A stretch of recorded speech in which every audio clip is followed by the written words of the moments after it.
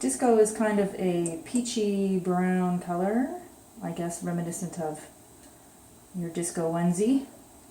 Back in the day when people were doing the whoop whoop. That's so not disco, I can't even.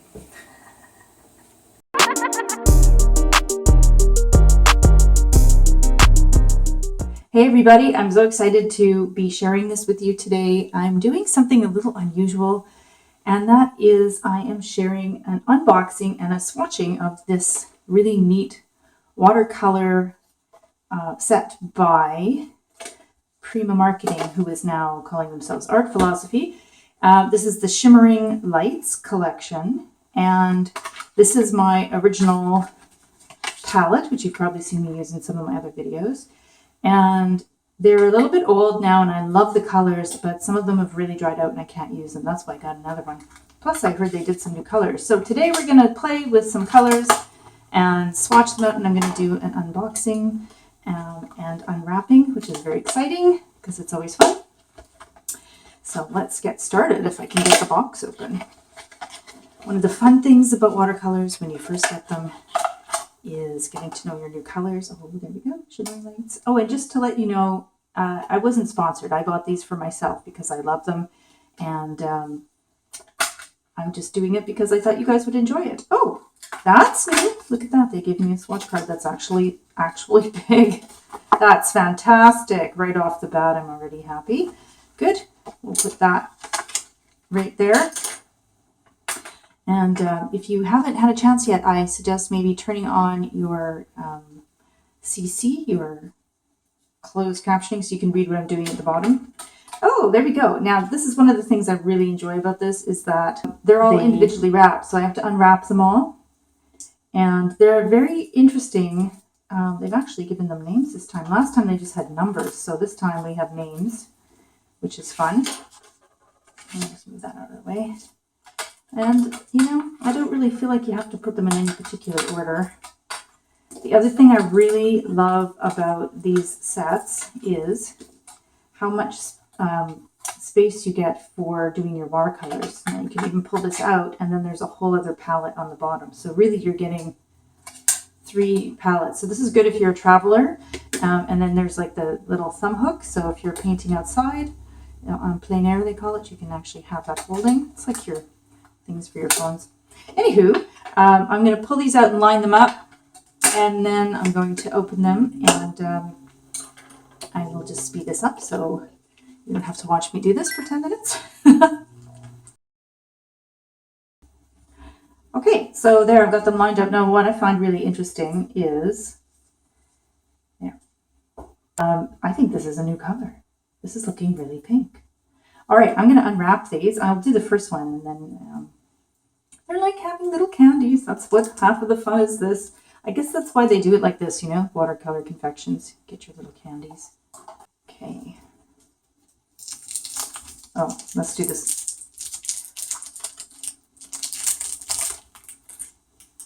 There we go. Pretty.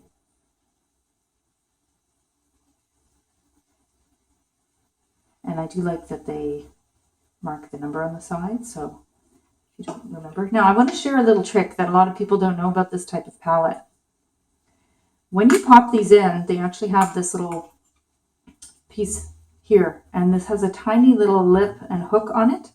And so if you don't like your paints sliding around, they don't come with, you can always put magnets on if you want, but I like these because then I can move them around very easily. All you have to do is push it and give it a good snug, and then it's in there. See? Nice and firm. So that's a good little tip for that. So what I'm going to do now is I'm going to fill this up in fast forward and let you enjoy that.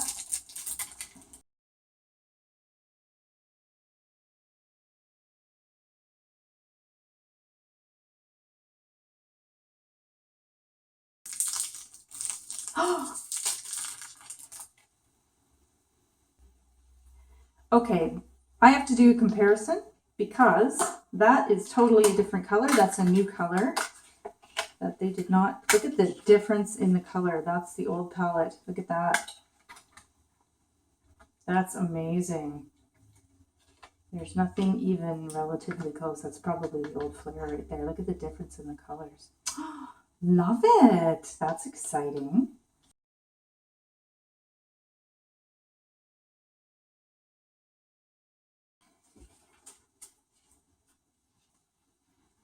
All right, so there they are, all lined up. Now, this one is looking really chartreuse on camera. It's not actually that color, but let's have a look at those. Very different colors than the other palette, hey? Let's do a comparison because, you know. So you can see quite a difference in the colors. I'm really glad that I bought that. I'm also very excited to see if this one's going to do well because that's the one that dried up in my other set and I really loved this color. Yeah, fun. Okay, so next step is we're going to swatch them. And what I really like to do is give them a little spritz with water so that they get saturated and that pigment starts to loosen up from the binder. And it's getting actually kind of dark today. So I'll just give you a little behind the scenes here. My flowers. It's looking pretty dark out there. So I think we might maybe shoot this. So here we are on day 2, and what I'm doing is creating a swatch palette for myself on a paper that I use a lot, just because sometimes the color of the paper and the texture is quite different than what comes in the set. And of course, as always happens, the cat's got to come in and do a little drive-by.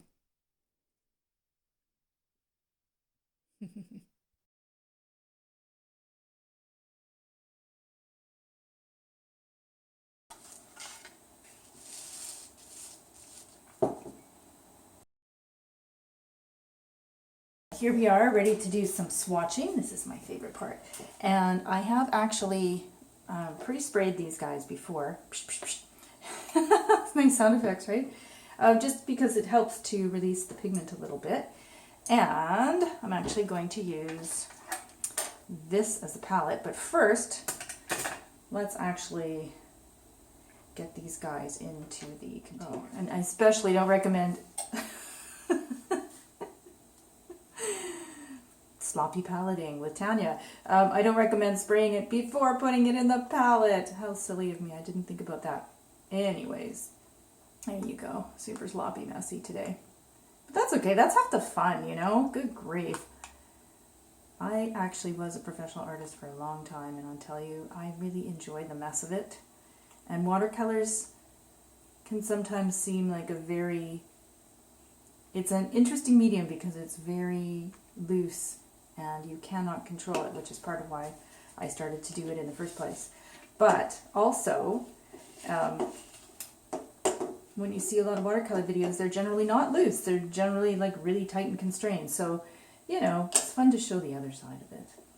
AKA, sometimes I'm sloppy and I have no apologies. So there you go. Okay, I'm going to just pop these guys in here. And you can see I'm just bending the metal on top.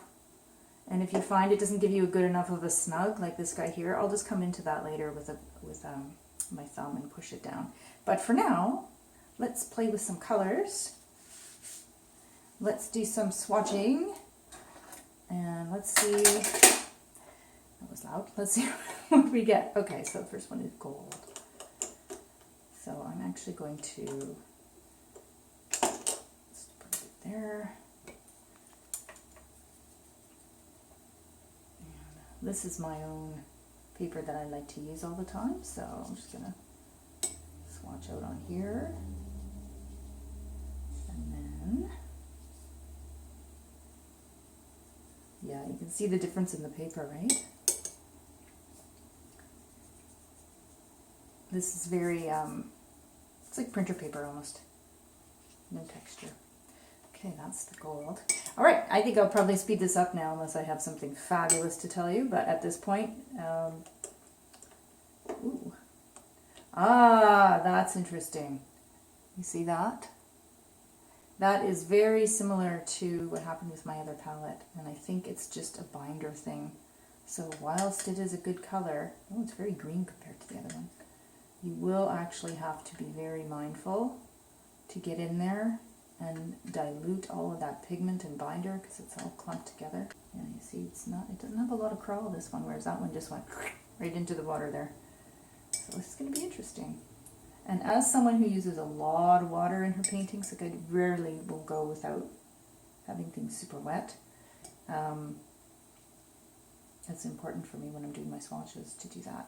Although this paper that came with the set is really not that absorbent, and you can see that's, you know, running off the edge of the page. Little tip, if you're painting and you have something running and you want to just pick it up, use a dry brush and you can just pick the pigment up, as opposed to grabbing a piece of paper towel, which you can do also, but the paper towel will sometimes if your paint has been sitting for a while, the paper towel can pull the paper a little bit as well. So there you go. Let's continue on and see Allure. Oh, I love it. It's like chartreuse. I love chartreuse color.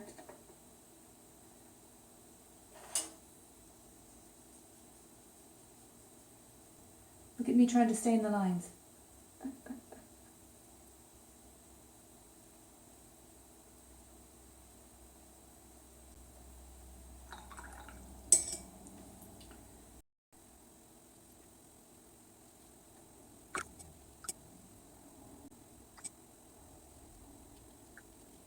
Well, there you go. Due to the magic of having changed my tripod, I didn't realize I was painting off the end of the camera. So anyways, it's really pretty silvery gray color. So I will either go right out of the pan or use a very little bit of water, just if I'm feeling like the paint needs to have that binder and pigment broken up. And you can see just this to break that up in the palette like that first.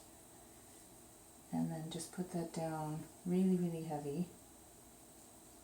And then I'm just going to add some clear water and then let that run into it so I can see how much it'll spread, which is one of my favorite things. Oh, look at that guy, goes right into it.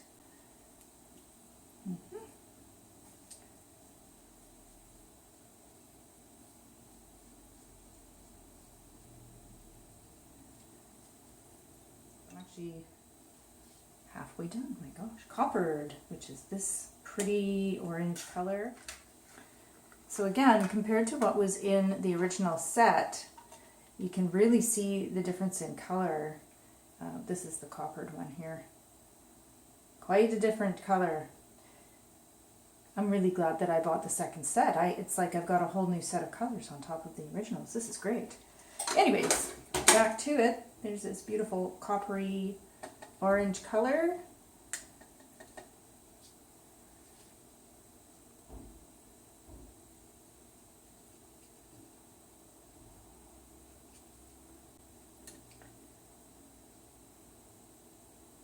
Very apricot-y. Now, one thing I'm noticing right off the bat is that these are not as filled with shimmery mica as the originals, which is actually nice because it's more of a pearlescent. Ooh, see, now that's what I'm talking about with spread. Do you see how that jumped right into the water? Just decided it's going to go for a little swim and spread on out. There we go. Beautiful. And then this one here, you see the difference on the page where I first put down the layer. So it's got a lot of pigment. And then this is the broccoli effect here. You can watch that. It'll go like that eventually. Okay, now this is the one I've been really excited about. This one's called Flare. It's this gorgeous pink color, cerise color, which totally is new. Totally is new in today's grammar lesson. And you might not hear this at all. I might have sped this up.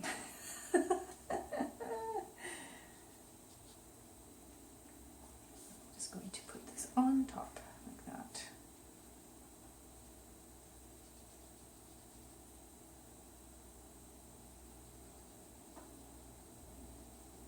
Okay.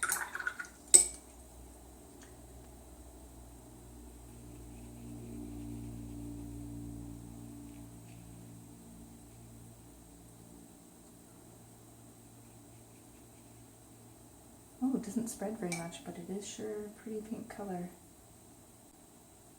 Interesting.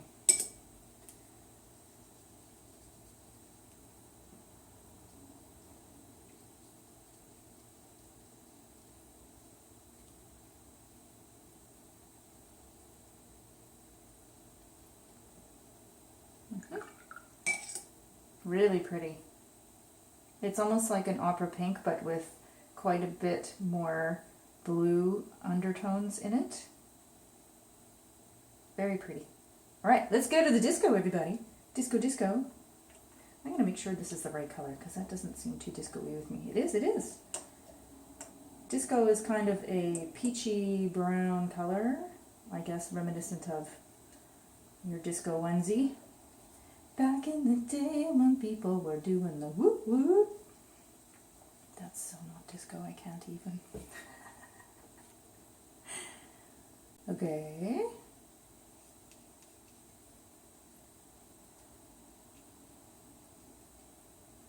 So when you're doing this swatch technique, if you want to try it this way, some people will just paint it straight down.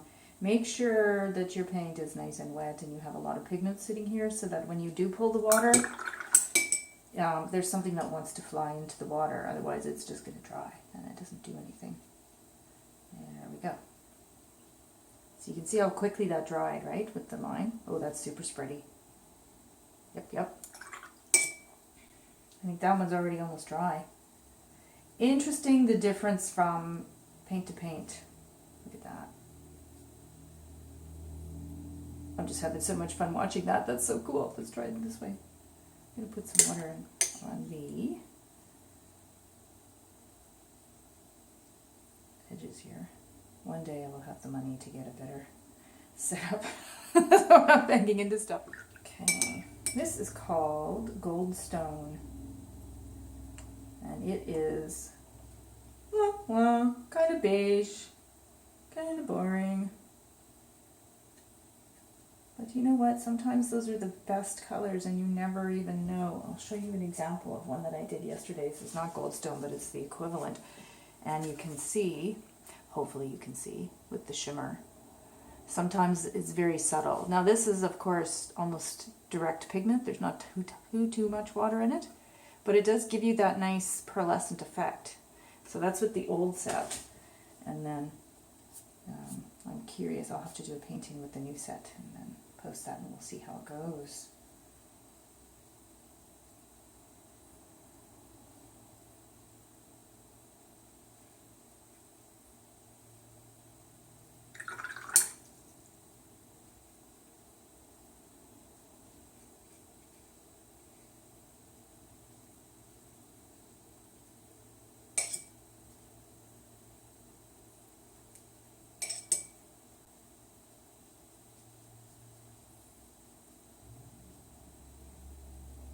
That's got a nice spread to it for sure. Bloop, bloop, bloop. Now, this is one of those cases where I will actually use my paper towel, which is actually 100% post-consumer waste, recycled. I highly suggest it. If you have to use paper towel, which I try not to do. Don't need to kill any more trees just because I want to do some paintings. Anyway, I digress. All right, champagne, which is this really pretty, I would have thought that this would be champagne, but anyway, who knows what they do when they come up with their names. This actually, this is the one that is equivalent to the painting I showed you earlier. That's got to be the exact same paint because the color looks identical. To me, this is much more orange. Very pretty. It's kind of like a rust color. It's quite translucent though, I must say. I must say. This is real life painting, folks. Real life. Gonna swatch it.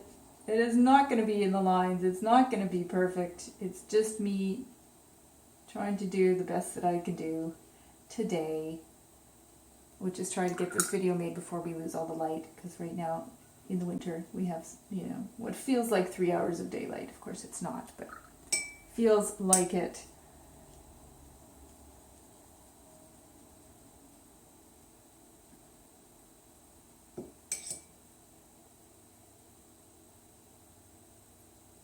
Yeah, interesting.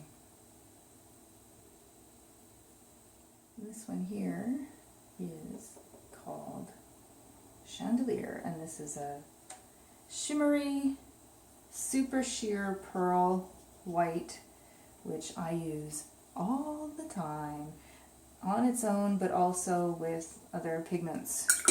And I should probably put clean water, but that's okay. You're not going to see any difference there anyway. It is such a nice color for mixing in with the others, just to give them a little bit of shimmer. So there we go. So I'm going to put that back in there. I love this little palette. So it goes like that. That's quite nice. Oh, I think I put this in upside down. I'll just go that way. So there we go. I'm going to just move the palette out of the way. You can see.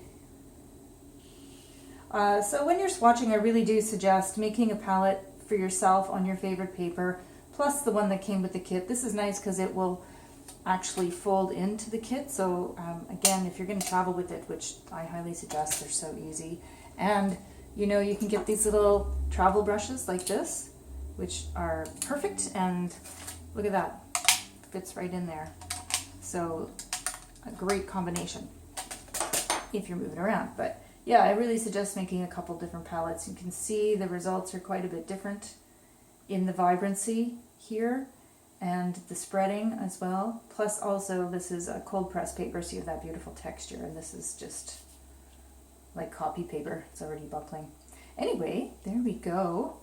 Hope you enjoyed that and my commentary today. And if you enjoyed this, let me know. I am shifting around with different ideas on the channel. I'm still going to be doing channeled work with spirit because that is the thing that makes me happiest. If you didn't see my previous video, I was showing you the process of painting these. These were done with the Shimmering Lights palette. And again, you can see I love it for the codes because it really does feel like there is a secret code here. You know, when you have it in certain lights, you can't see it, and then you check a different angle and you can see it, and you just get the most amazing results. And so these are two different types of paper. You can see this one's not as shimmery, and that's because it is a much more absorbent paper. Anyhow, I'm going to end with my hands filled with paint because you know what? It's a good day. Your hands are full of paint. It means you had fun. I highly suggest this palette. I would give it a very high rating.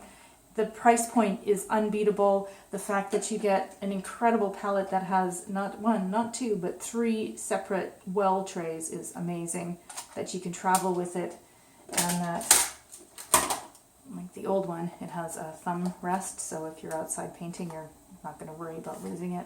Very good value for the money, and I think that the colors are absolutely beautiful. So there we go.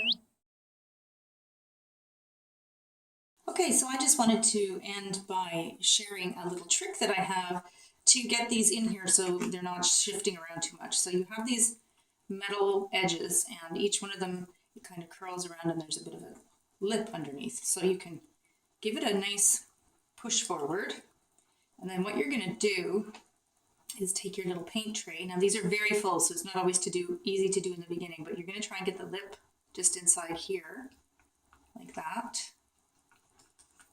And then snap it into place, see? And now it's not moving around. So we'll do that again. Just push that forward. This one's a little full, so it might not go as easily, but we'll try it. Oh yeah, see? Just snaps into place. These are shimmering around because I didn't do them yet. One more. Push it down, grab it under that lip, and push it in. And there you go. And then if you want this whole piece, which goes into the palette, so say you were painting in here, you're done, you've cleaned it out. It also has little edges, so you can push them out. And then that way, when you pop it back in, you can get a nice firm fit. And the cat walks through the frame, but that's okay. That's all part of painting here. Anyhow, so there you go. That is my Prima Marketing Watercolor Confections Shimmering Lights collection. I hope you enjoyed that, and the comparison between the old one and the new one, and the swatching, of course.